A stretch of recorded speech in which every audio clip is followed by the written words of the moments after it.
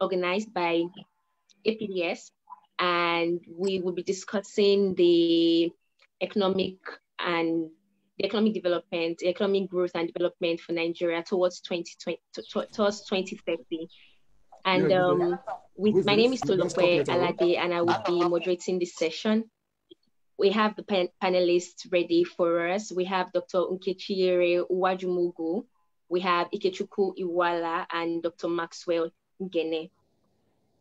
Without much ado, we will be starting with the first session, which is going to be a conversation that will be driven by Dr. Uwajumugu. She's going to be talking to us about the challenges and opportunities for inclusive growth in Nigeria.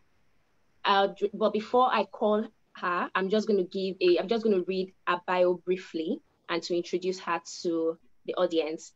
So Dr. Nkechiere Uwajumugu is a university lecturer, and she has been a lecturer for over 13 years and currently teaches at the Department of Economics and Development Studies, Alex Ekwueme Federal University at Ndufu Alike Ikwo at Ebonyi State. She was awarded the United Nations University Institute for Natural Resources in Africa home-based scholar program with UNI, DS, and Emia Karunye, CF, on the project titled Resource Efficiency and Productivity of Green Micro, Small and Medium Scale in rural Nigeria.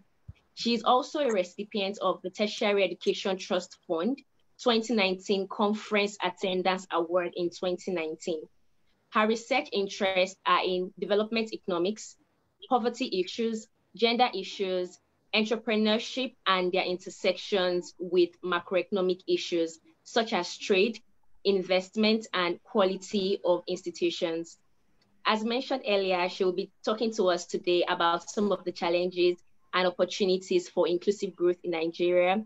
And I believe she is well positioned to actually take us on that session. So I would like to say welcome, Dr. Uwajumugu, and please, you have the floor. Thank you. Let me get my slide.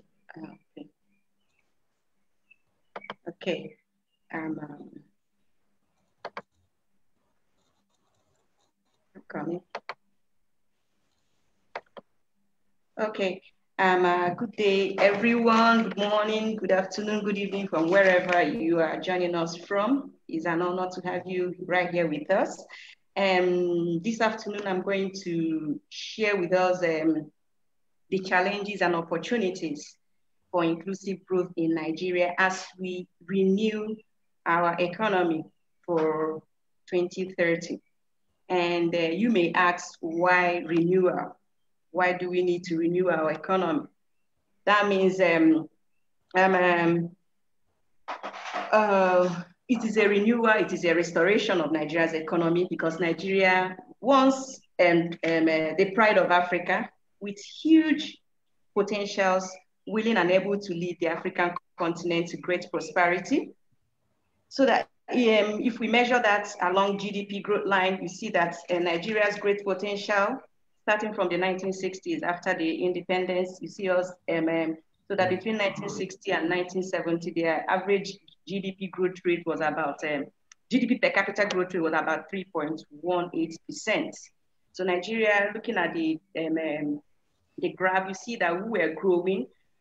Even the economic growth, even in the 2000s, it was okay, but sadly, from 2015 to date, our GDP per capita growth rate has been averaging minus 1.13%.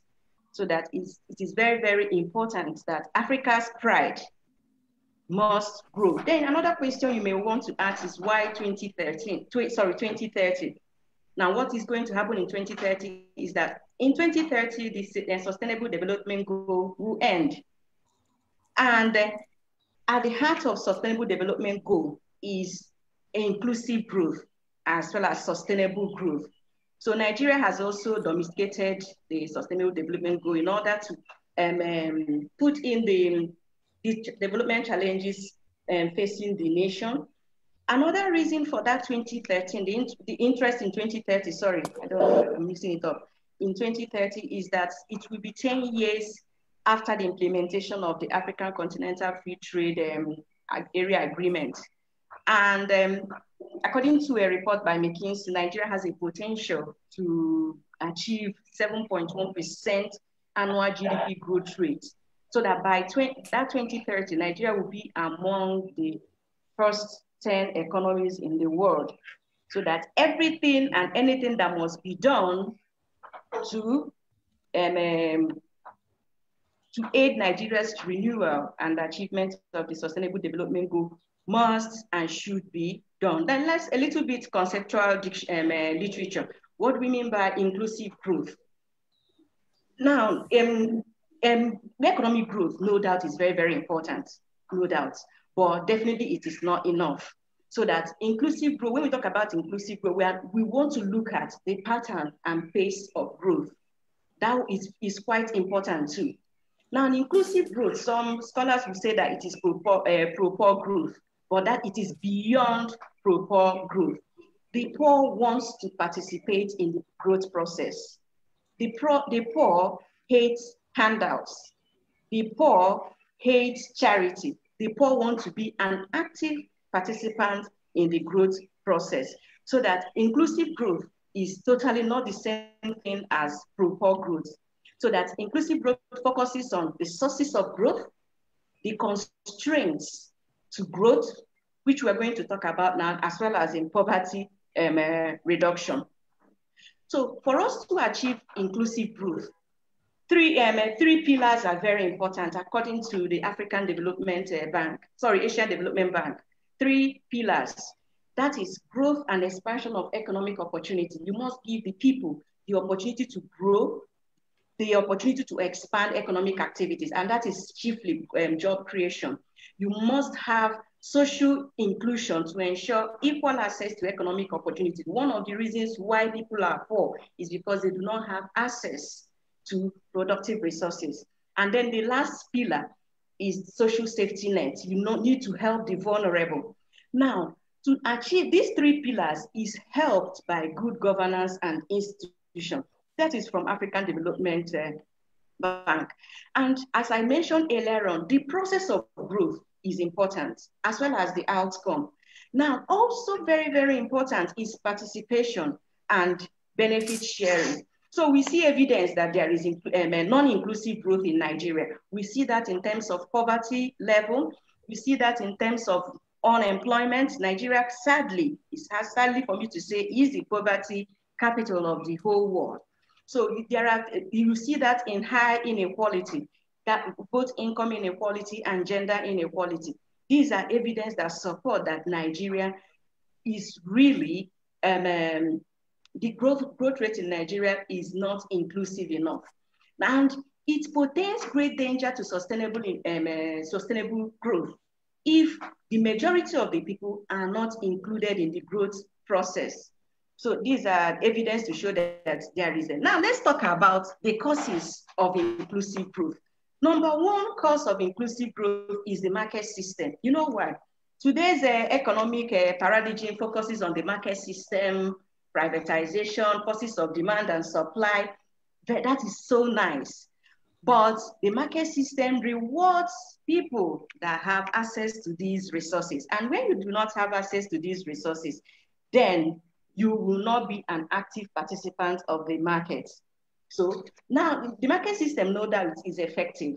However, developing countries like Nigeria do not have the necessary infrastructure to carry the market system, and therefore you have market failure. It is very prevalent if the market is even in existence. And most often what you usually have is absence of these markets. This is a major cause of inequality in Nigeria. Now, other causes include poor human capital development. We have the large number, but very skilled and productive human capital, especially in the northern part of Nigeria. These are lacking. Then the rate of population growth is outstripping economic growth, and classical economists have, that is why economics is called a dismal science, because if your rate of population, the number of mouths you have to feed, is more than the food available in the house, you have people, it now becomes a survival of the fittest. The weak and the vulnerable, like women and girls and the elderly, will be out of the participating in the economy. Now, the activities of climate change is also important. And this has led into, is one of the causes of the frequency in the herders and farmers, farmers conflict in Nigeria. And another cause is there is kind of a lack of social cohesion in Nigeria. People don't trust government. We don't trust our government enough, so that even when they are telling us what to do, because the government have not really led up to its expectation and what we expect the government to do, we find it difficult to trust them and obey their policies. And this has led to a lot of internal conflicts. Like in the southern part of Nigeria, they hardly trust anything Buhari administration is saying, no doubt about that, because they don't feel responsible, they do not feel part of the government. Another worrisome, more important cause of inequality in Nigeria is the poorly developed infrastructure in Nigeria. There's no electricity, no good roads, and so on. So no railway services. These are very, very important for inclusive growth. Then there is a structural change that is taking place now that if we do not key into, we may have a problem. And that is what the digital economy. The digital economy is coming and is more pronounced in this COVID-19 era. We have more webinars, more virtual conferences, even more schools online. But it is causing more and more people to be excluded from the production process. Then other problems like poor governance, which we talk about, Nigerians have made efforts to include people in the growth process, but the success of these policies are still very much in doubt. Now, what are the opportunities? It is not really only about stories of woes and glooms. There are good things going on in Nigeria. Number one, we have large, vibrant, resilient, and young and growing population. It has its negative consequences though, but I'm going to look at the positive consequences of this. Now, the European countries, they are now having, their population is now aging, but for Nigeria, we have these young enterprising young people in Nigeria. I don't think there is any country in the world that you wouldn't see a good Nigerian playing his or her part there. So that's one thing going for us, especially post COVID-19. Now we have a large market size. We have large market size in Nigeria, which can pretend we can use it as a leverage to add because the demand side.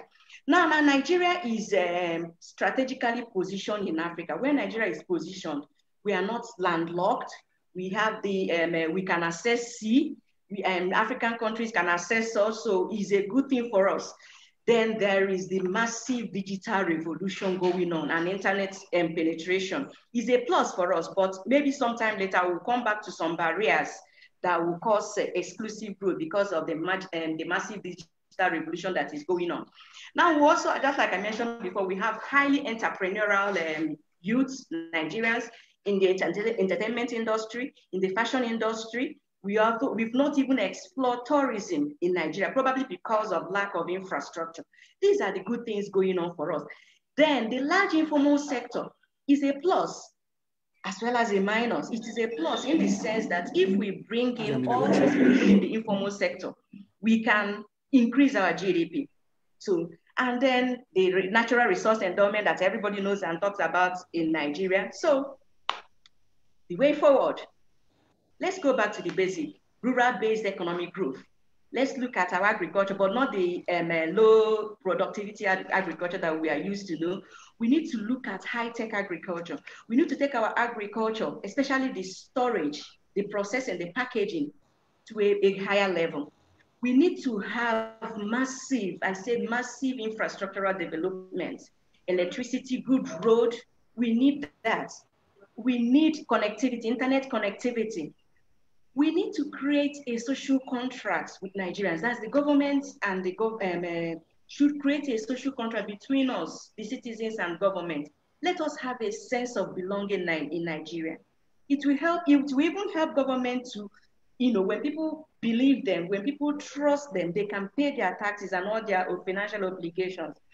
Then we talked about economic diversification in terms of going into tourism, investing in tourism, fashion, entertainment, even trade. Nigerians are made of traders. So the African Continental Free Trade Area Agreement will be massive for Nigeria if we put all these things into focus. Then there should also be financial inclusion as well as digital inclusion. We're going to talk about that much later.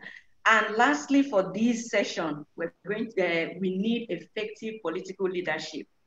We need good governance. We need good institutions and we need strong institutions and not strong people. These are the things that we need to include everybody in the growth process. Thank you. I hope I didn't extend my time. No, you worked well within time. Thank you so much, Doctor. And I would also we've had more people joining. Thank you so much and welcome for joining us. I would just like to, a few house rules. Please let's all have our mics on mute so that we can all hear the panelists talk and we have less distractions. And then secondly, if you have any questions or comments, you can please use the chat box. So Doctor, I have just one question for you. And you spoke about financial inclusion. So my question right now is, what role do you think financial institutions have to play to actually drive financial inclusion in Nigeria? So there are a lot of activities going on right now with the digital apps we're having and even the phone banking measures that are in place. But how else do you think financial institutions can intensify efforts to actually get to the grassroots level and encourage them to be a part, of the financial system in the country? Okay. Most of these things, we'll talk about them in towns. You hear me? You can hear me? Okay. Yes, we talk about them in towns. We need to get to the rural areas where the bulk of Nigerians live. We need massive financial literacy campaign. There should be a massive financial literacy campaign. We also need, because the problem of financial inclusion is in terms of access and affordability. But let me talk about access. How many bank branches are in the rural area? There are few when we compare them to the urban areas. So we need these assets. They need these assets. They need the education, and then we need to streamline these transactions because, for example, you may have your bank's ATM card, but you may not be able to use it in another bank. So we need to streamline this. But most importantly, for the people in the informal sector, we need the financial literacy campaign to tell them the benefits of being financially included. Moreover, when we talk about financial inclusion, we only talk about savings. We've not really scratched on credit, making credit available to the poor, making credit, soft credit available to the poor, productive people. So we need to do all these things and then gain people's trust, because sometimes even with our mobile phones that you can do so many things, people don't know, they do not have the skills to drive these things. So when we talk about this, we also look at awareness creation, because when we talk about we talk about the savings and the credit, we also need to talk about insurance. Insurance and business is quite low in Nigeria. We also need to talk about mutual fund, so that we see that people when we talk about savings, we only focused on that aspect, but there are other financial aspects that people should know about. These are quite important. Then we also need to create enabling environment for banks.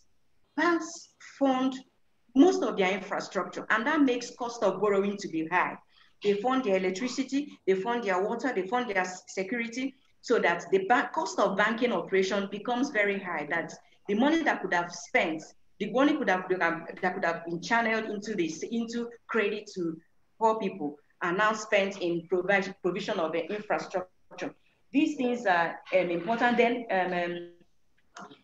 okay, well, then there is also the importance of stabilizing the economy in terms of inflation, because people don't save when they know that the value of their savings in the next 2-3 years will be diminished. So they would rather buy lands or gold or things like that. So if we have macroeconomic stability, then make sure that your saving, the value of your savings in the next 5-10 years is still intact or even higher. You will encourage people to go into the banking system. Thank you very much. I will answer. Thank you so much, Dr. Thank you.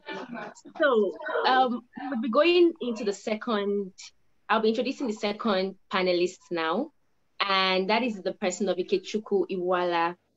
He is going to be speaking to us about the importance of diversifying from the oil and gas sector to the Nigerian economy. But before I call him, I would like to just read his bio. Ikechukwu is an environmental, social, and governance professional working for the Nigerian National Petroleum Corporation, also known as NNPC. He has 7 years of experience in environmental protection and operations and graduated with a bachelor's degree in applied microbiology from Nnamdi Azikiwe University. He also has a master's degree in environmental quality management from the University of Benin. Ikechukwu believes that the development of a robust public sector led by ethical professionals, competent in policy making and regulatory oversight is critical for the continent. Upon completion of the Mandela Washington Fellowship, Ikechukwu sought to improve the public sector productivity through his work at the NNPC by developing policies and interventions that advance the livelihoods of ordinary people in the Niger Delta region. So I would like to call on Ikechukwu right now to please share his views on how we can diversify from the economy and how that would be very relevant to the Nigerian economy. Is Ikechukwu? Okay, I think we lost his network. And in his absence, I would just like to move to Dr. Maxwell Ungene, who is our third panelist for this session. Good afternoon, sir. And Dr. Maxwell is going to be speaking to us about the importance of good governance and the AFCTA in enhancing the Nigerian economy. So before I hand over to Dr. Maxwell, I would like to speak to his bio. He's currently a senior lecturer at the Department of Mass Communication, College of Management and Social Sciences at the Renaissance University, Ubaka, Enugu State. Dr. Ungene also serves as the Public Relations Officer of the university and is an informed speaker on issues of national significance. So Dr. Ungene, you have the floor, please. Just educate us on some of your views about the role of good governance and also the relevance of the AFCTA in enhancing the Nigerian economy. Thank you. Well, thank you very much. I'm glad to be a part of this program. The topic I was given appeared to be a little different from what you said, because I saw governance and Africa Free Trade Agreement, and that's exactly where my lecture will revolve around.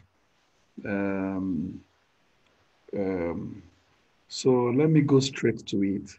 I am a mass communicator talking on an area that borders on economics, but I'm going to bring the communication perspective to it, and we see how it goes. So thank you for having me. When we talk about governance and African Free Trade Agreement, before we talk about it, I need to say that I try to segment my lecture so as to avail the listener or the person watching a smooth flow and better comprehension of the topic, governance and African Free Trade Agreement. We need to understand the meaning of governance. We also need to understand the relationship between government and governance. And we need to ask, what do we mean by African Free Trade Agreement? What do we mean by African Free Trade Agreement? And we have to ask ourselves another question, which is, can such an agreement lead to good governance in Africa and Nigeria in particular, and how can it lead to the acceleration of the development of the continent and the country. And then lastly, we need to look at the way forward. Unfortunately, there are no slides, but I hope people are hearing me and will be able to follow my lecture. So what is governance? What is governance? Governance is not a new concept. Hello, can you get me? Yeah. Yes, we can. Yes, I said government is not an entirely new concept per se. In fact, it is a fact of contemporary life and society. Yes, governance is a fact of contemporary life and society, and it has been given a variety of meanings or definitions. In a bid to situate the relevance of governance, Udeze et al. In 2015 posited that governance became necessary as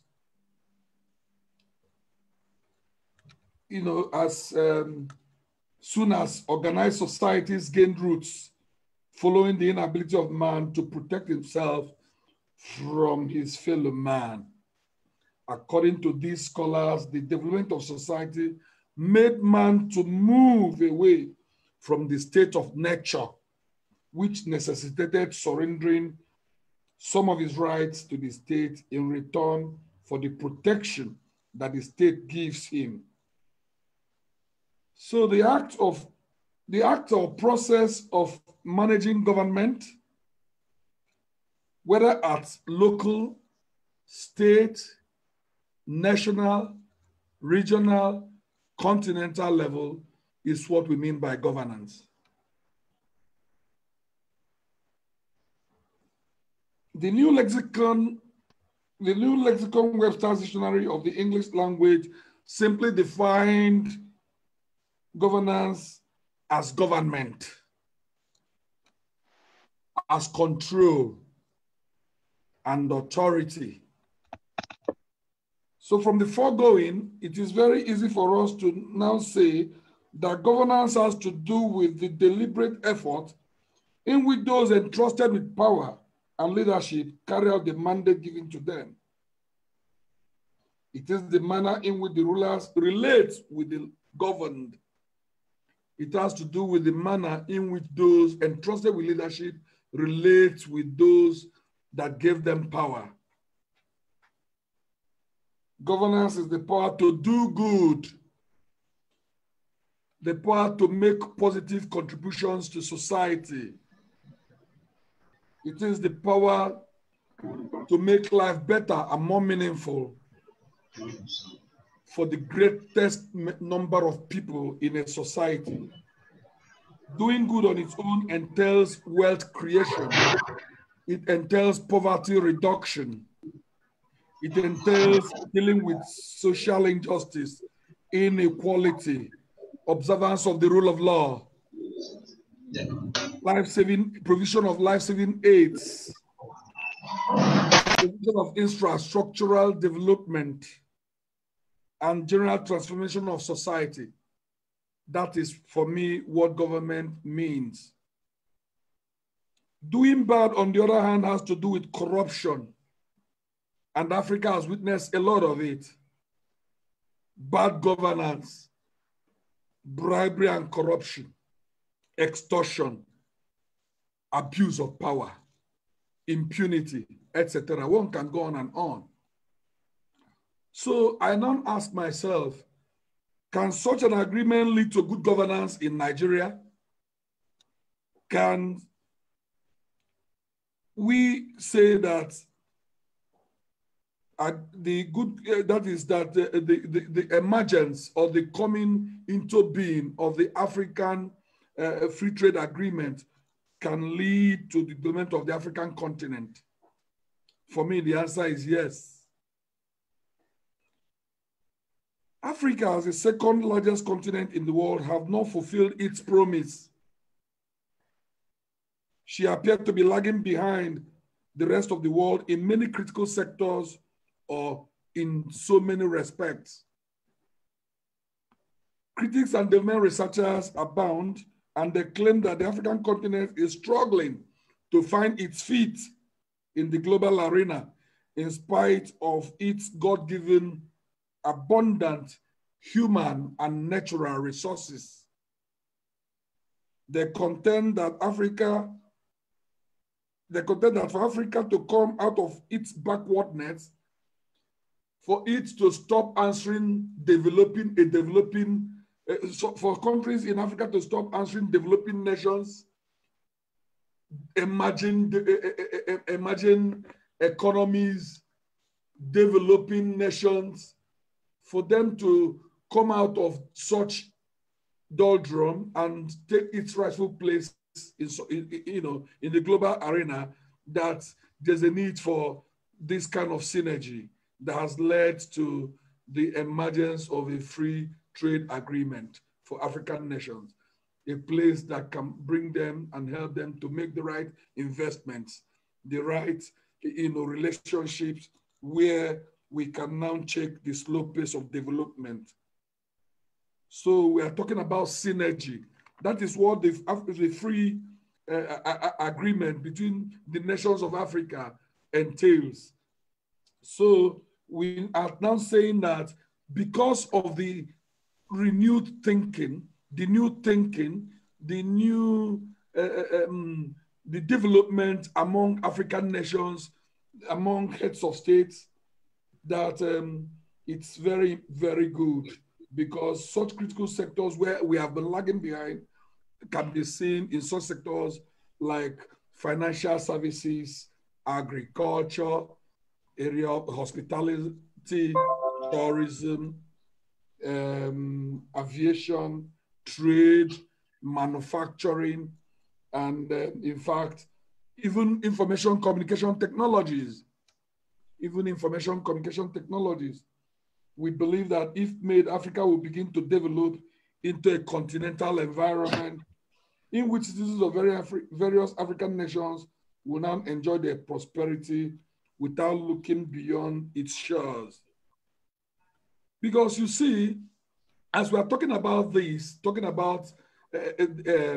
economic renewal, economic growth, the need for accelerating the pace of development, we must agree that for far too long, African leaders or leaders of African nations, they've been tinkering with the idea of establishing a continental free market area, and we saw it in 2012 when during the ordinary session of the 18th Assembly of Heads of States and Heads of Governments of African Union that was held back then in Addis Ababa, Ethiopia.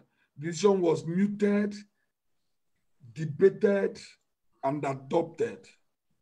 So let us ask ourselves, what is the crux of this agreement?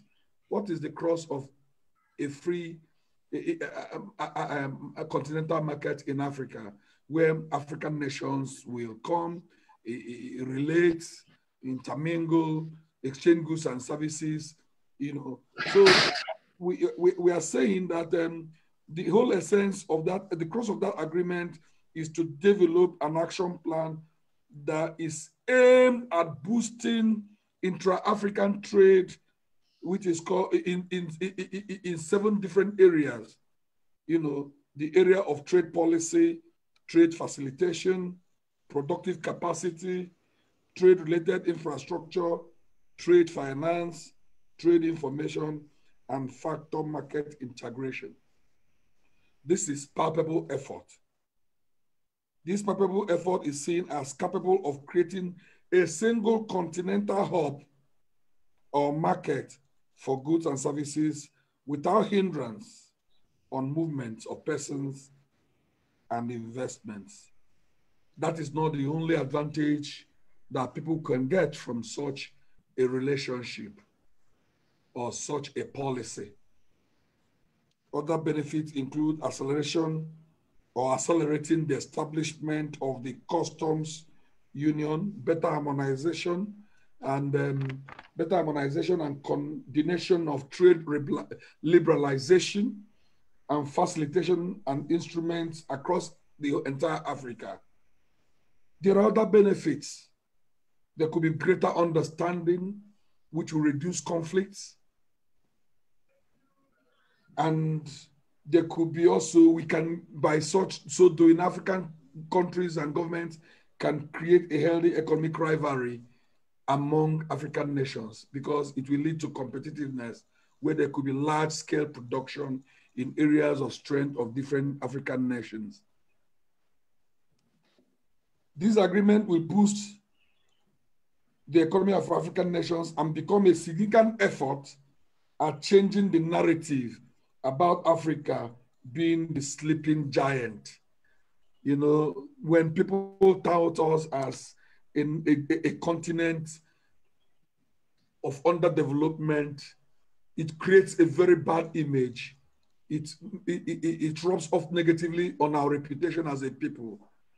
You know, it makes it look as if nothing good will come out of Africa.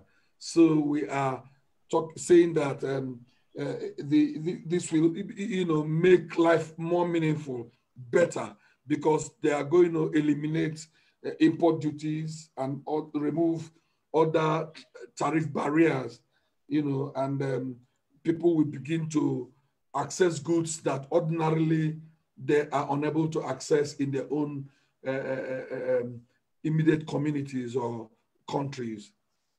So in talking about governance and how this free trade agreement will impact on the African nation, one would say that it is a welcome development, because no African nation can exist on its own.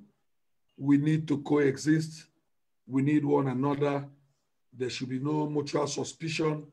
This will also help African nations and countries to begin to work in a more open and transparent manner, because in most African countries, business is shrouded in secrecy. And that is the reason why a lot of people who do not have the proper thinking cap find themselves in corridors of power and do things the way they feel. But with the commingling or the coming together of African nations in a free trade arena, things will be done in a more civilized manner. People will begin to do things based on best practices, and it will be better for Africa. As I had said earlier, nations need one another to thrive and coexist. So the emergence of a free African trade agreement is a welcome development. African nations must begin to work cooperatively by promoting and protecting the trade agreement and making strategic investments in the free market arena. This will help in creating a better image for Africa and solving its many intractable social and economic problems. Thank you very much. Thank you very much, sir. Thank you so much. Okay, so very quickly, I would like to call on Ikechukwu to please speak to us about the importance of diversification from the oil and gas sector to the Nigerian economy. Ikechukwu, are you with us? Yes, I am with you. Thank you very much. Hi. Sorry, I missed some part of Dr. Enke's, the greater part of Dr. Enke's submissions. No. The lady before you, actually. I got some part of okay, Wajumogu, Enke. Yes. I'm sorry. So I'll just go straight to mine. Thank you very much, Doctor. That was a very good one. We're going to be talking about oil and gas industry and why do we think we need to diversify it. It's not a strange topic, actually. Virtually oil and gas economies have, for decades, been talking about reducing their dependence on oil and gas. This is not new. Even when the Saudi economy, we're going to be talking about Saudi Arabia a little bit because they are one of the gold standards when it comes to oil production globally. So even in 1970, Saudi Arabia developed a 5-year plan to diversify the economy, 1970. So that was decades ago. And the same thing they're doing in 2016, where they developed, what the Crown Prince Mohammed bin Salman developed a $72 billion plan to develop the Saudi economy away from oil and gas. We call it National Transformation Program. So I personally think that the Nigerian economy in 2020 should not solely determined or be solely bank on oil and gas rents. Now, and why do I think so? Because basically resource-based economies like the one we have now are pretty liable to corruption and graft. And I think we're witnessing in our society today, and so many societies in Africa. We have Angola, Ghana, who are just developing their oil and gas resource, and we see semblances of what we're witnessing in Nigeria creep up in their economies gradually. You know, when you ban solely on oil and gas, you're also subject to the vagaries of oil price and foreign exchange fluctuations. Once it happens internationally for one reason or the other, it hits your economy very hard. And also, apart from that, because of a combination of what I would call lavish fuel subsidies, economic development from other sources, and population growth, many oil and gas rich countries are having issues where their domestic consumption of the product is rising faster than the total production. So if you're producing oil and gas and you find that your economy is growing and even your demand from within your country is outpacing your production, and you're supposed to make money for the country by selling this product and getting foreign exchange, then you realize that you're in a bit of a fix. You know, so I think these are part of the reasons why it is necessary for Nigeria to diversify the economy and pull in other sectors, you know, to contribute to the cake, not just through the oil and gas rents. Like I said, only a diverse Nigerian economy can thrive. If we don't diversify the economy, we're going to be in a deep hole for a while. Currently, we operate in monocultural economy. Oil and gas will account for about 85% of our total GDP, 85% of our GDP incoming flow. So to handle this, the government, to be fair, has introduced various programs over the years. We've had SAP, Structural Adjustment Program, Vision 2010, Vision 2020. We've had the needs. And truthfully, all of these have had an effect because today, all basically contributes about 14% to Nigeria GDP. So there's been some movement in that regard towards getting other sources to get other ways to make the country grow and get richer. But we're not there yet because today we are totally dependent on the process of oil. But if we tend to ask what diversification is and what it really entails in itself, it basically means just spreading out the country and generating other sources of economic development and revenue. So it become less dependent on one particular source, which in this case is oil and gas. You know, but there are two ways you can look at diversification of the economy, actually for an oil and gas economy. We can look at it in two ways. Number one is reduction of oil and gas rents. In other words, you're trying to reduce the amount or increase the amount other sectors are producing compared to what you're getting from rents. So if you reduce oil and gas rents, you're actually developing your economy, you're diversifying your economies in many ways. And it's also that of fuel exports as a percentage of the total export of the country.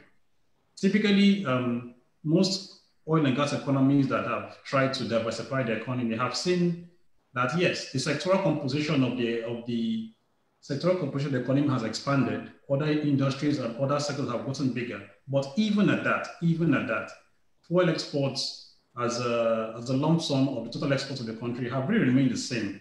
So it's like we're still getting what we're getting from oil and gas, but we're growing other areas. And I think that is what we should do.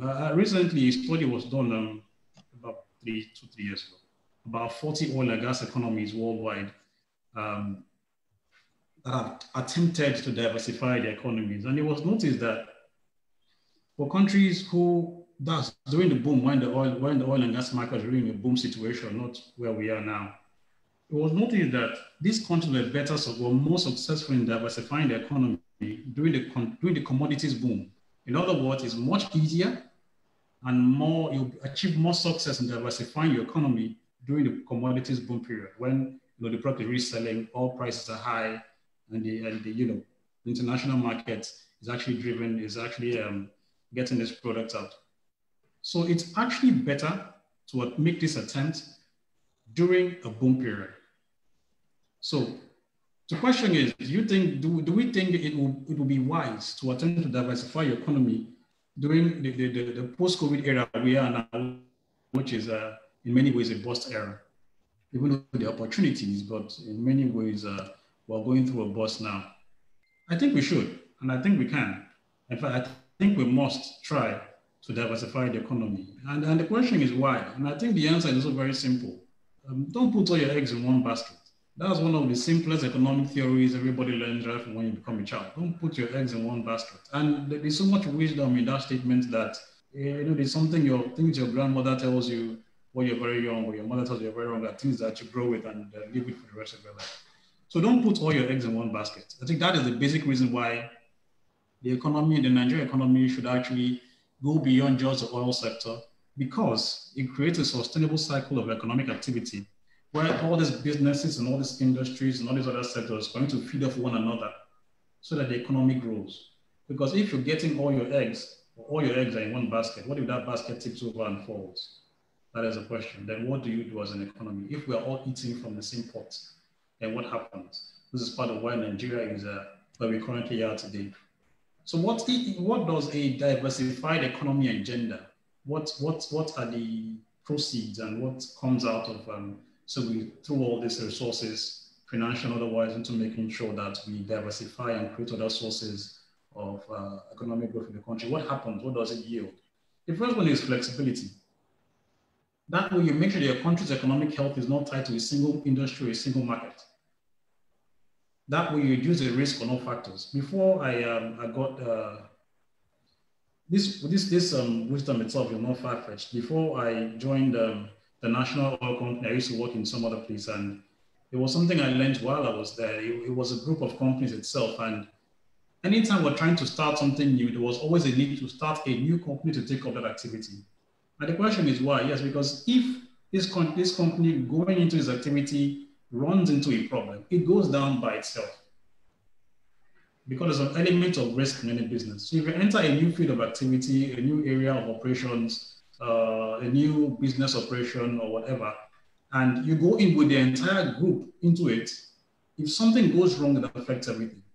But if you split it up and then share the risk across the board, if anything goes wrong with one, it affects that particular entity and not the others, because in many ways they are independent.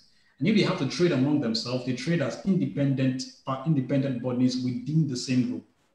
That way also generates a lot of efficiency and also income for the greater group. So I think it's the same logic that applies here. And also that leads to greater innovation and job creation, because if we have to just sit back and wait for crude money to come, oil money to come, nobody's thinking of what they can do to better where they are. Nobody's thinking of what they can do to leverage what they have. That way, everybody's just sitting and waiting for crude rents to come. And that's almost where we are now. We're just sitting and waiting for the oil money to come. And unfortunately, all money is not coming as it wished to. So we're not in a fix, because whatever it is now can be fixed.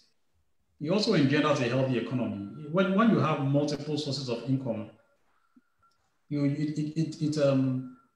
gives you a leeway. Then you have a network of medium, large industries, medium scale, large scale industries, all based on the anchors of the what we call anchor industries. The anchor industries are basically oil, agriculture, healthcare, education. So you have medium-sized businesses all leveraging on these four strong anchors of the economy. And then on top of that, you have other companies who are also anchored on those other medium-scale businesses. And so there's a cycle, not this case, not a vicious cycle, but a cycle you engender that is actually very good and very beneficial to the economy. Now, this network I talked about, this network of businesses, transactions, and value exchange, are typically conducted across what I would like to call an infrastructural connect. In other words, what are they leveraging on to do their business? What are they leveraging on to carry out their operations? It's basically the infrastructure within the area of operations. Because you cannot diversify an economy on thin air. There has to be a foundation. What is the foundation on which these innovations are going to be developed, the foundation on which we are going to thrive? It's going to be the infrastructural base of the company, what I choose to call the infrastructural connect. But what typically economists like Dr. Ngene will probably call the social overhead capital. So it's this infrastructure that provides the basis for which creativity can actually be applied to the economy. And these things include things like transportation, schools, public libraries, hospitals, communications, utilities. So these are the infrastructure on which these other industries, which need to be built, are going to be based. So if you actually going into diversifying economy, a robust infrastructural network, it is when we're evaluating content, something we call a fatal flaw. If it is not present, it is zero. You're not doing anything. That means you're not serious about what you're doing.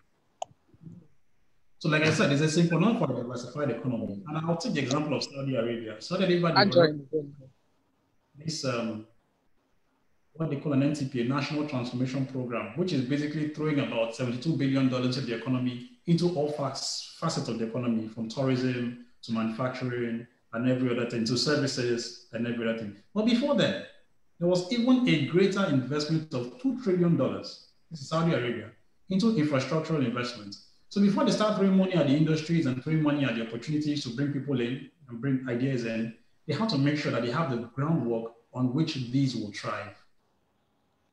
Because if that is not done, then there's not much we're doing.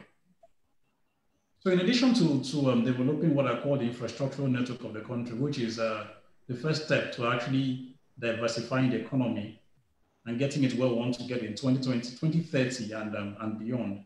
There's another thing we need to do for the oil and gas industry, which will also generate a lot of, create a lot of investment into it and bring a lot of new players into it, because the more the merrier, especially in business, the more players you have, the more competition you have, the better for everybody. And that's this thing, even though I don't want to veer into politics or to the political space, called subsidies. I think we all understand that a lot of the country resources goes into that area. And because of that, it's time needs a lot of development, a lot of opportunities and sectors and all those monies to be put into. So I think if we open up the playing field and let the market forces determine the price of products, then the huge amount that goes into that can be put into areas like agriculture. Agriculture could be a money spinner for the country. And we all know this because we've been there before. It's not the first time we've run agriculture on a massive scale before, and that was the mainstay of our economy before we hit the jackpot in quotes, because the jackpot is not really, do I say it's not really jackpotting as well as we want it to be, as we want it to. But agriculture could actually pull about 160 million Nigerians out of poverty, especially for people who live in households with insufficient incomes for discretionary spending. So, and it shares linkage with virtually all the sectors of the economy, because agriculture generally produces food resources and everybody must eat. And from the surplus from which we eat, we have to produce other things. So if we can get some of the money that you put so much into subsidy payments, and I know there's a touch topic, but I'm not going to go too deep into it, but I'm putting into this place like agriculture, it could actually develop a lot. Then again, we have this fantastic program we call the National Youth Service Corps, which is, some people will say has almost outlived its usefulness, but we could find a use for it. Instead of getting those young people with talented and young people with so much energy, we could actually do some things with them. If we put some of these monies into agricultural development, a lot could be done with these young people to harness their energies and make them focus on, not to make them, but in many ways encourage them to go into these areas, particularly while they are doing a mandatory youth service where they actually have to serve and serve their fatherland. It will be a good use of their energies to put them into spaces or into agricultural spaces the government has set out, to actually feed the country and feed us better. So these are some of the areas I think that going beyond, looking at we from today to 2030 and beyond, the oil and gas industry can actually push, because it brings them a whole lot of resources into the country.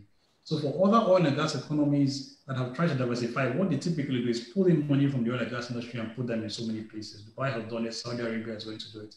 We're almost at par with Saudi Arabia.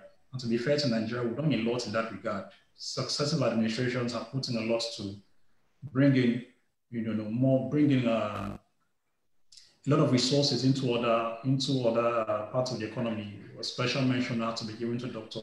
Akinwumi Adesina.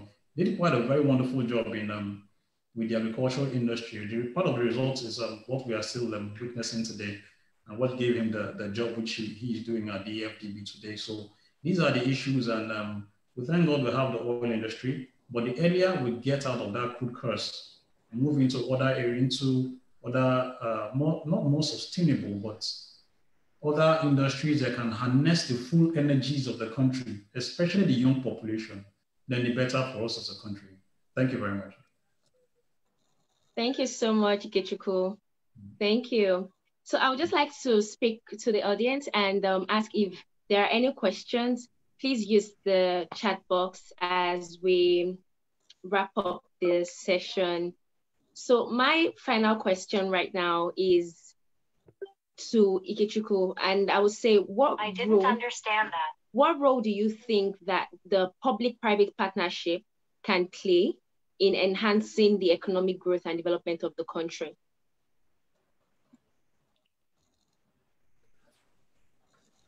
Well, thank you, Tolu. That's a quite. There are so many aspects to that question, but briefly, I would say that that is actually the only way that that the Nigerian economy can actually make the development strides it seeks to. And I say that because we know that the less government has to do with business, the better for everybody. And I say that because government itself as a construct is one that is not nimble. The government construct is very bureaucratic. The government structure itself is held up by so many laws and so many edicts and so many things that cannot enable it move as fast or as quickly as it wanted to. So it's only through partnerships with individual companies. And a good example is, which example do I use? Okay, we use the aerospace industry in the US. That is a very good example because that's a very complicated and a cost-intensive industry, similar to the oil and gas in Nigeria. When the space race started in the 60s during John F. Kennedy, then the government used to run everything about the space race. You know, they were in competition with the Soviet Union then. So the government was fully in charge of everything, getting people to the moon, getting all the infrastructure, getting the brains together, and getting everybody to do everything. But over time, you'll find that most of what has driven the advancements in space technology in the US is not really the government anymore. It is now mostly in the hands of the private institutions. That's Elon Musk's company, space company, SpaceX, which launched a rocket recently, actually did that with the support of the government. So that is what can really drive development in Nigeria, in Africa, is that handshake between the public sector and the private sector. Because if that handshake is not there and we don't have that handshake properly, we have this mindset, I think only because of the way we started as a country, when government was always providing free education, free power, free roads, free. But the economy is on grow like that. So that handshake between the private organization, private sector and the public sector, a partnership between those two is what can actually generate the kind of prosperity we want for ourselves in Africa. And we should encourage more of it. And I think that many of the states, from Lagos to Edo, Kaduna, many states in Nigeria actually embrace that. I believe that over time, things and Rome was not built in a day. Over time, we're going to see very, very good results from that partnership, from those partnerships. Thank you. Thank you, Tom. All right, then. Thank you so much. And with that, we would be wrapping up the session. I would just like to speak to Dr. Nkechiere and Dr. Ngene in 1 minute, please, just your closing remarks and your final words. So Dr. Nkechiere, please. Okay, I spoke earlier on the importance of including everybody, not leaving anybody in the growth process. There are several reasons for that. Number one, importantly, for sustainable growth and development, everybody must participate in the growth process. And I have identified the barriers that make people not to be part of the growth process. Most especially when we talk about the digital economy, the green economy, there are several barriers that make people not to participate in the growth process, the challenges that they face, and I have preferred the way forward. Now I'm talking about there must be this synergy between the government and the private sector. It's very, very important. The government must include the private sector in policy design, policy formulation, because it is the private sector that will run these policies. Now, the investment in infrastructure is very, very important. And the money is that even though the oil revenue is declining, but there is money. Money can be got when we cut the cost of governance. We must reduce the cost of our government. It's too large. We have too large governments. So that when we reduce the cost of our government, we can now have more money to take care of some of these things, the infrastructure. We can't be talking about poor electricity in this century. We can't be talking about not having a seamless connection into the digital space, because the world as we moving forward will be run by the digital economy, will be run by the green economy, will be run by knowledge economy. So we also need to equip our people to face the challenges that will come ahead. Thank you. Thank you very much. Dr. Ungene, please, in 1 minute, your final words. Thank you very much. African leaders, men and women, must know that governance is a very important call. So when they are in power, they should not be insensitive to the plight of the followers. They should not neglect or trample on the rights of the people. Coming together to ensure that there's a continental arena called the free African market is a welcome development. Leaders in Africa must ensure that we begin to come out from the bad perception people have about Africans by bringing in policies that will make for better welfare of the people, that will lead to creation of jobs, that begin to lead to reduction of poverty, that begin to address the issues of inequality, that begin to make Africa a new hub where serious transformation will be going on, and where there will be job creation and better lives for Africans. Thank you very much. All right, thank you very much, sir.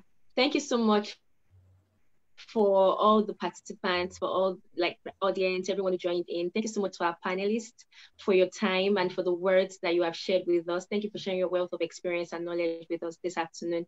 And thank you so much to APDS for facilitating this session. It's been very enlightening, and I hope everyone that has been a part of it actually had a wonderful time.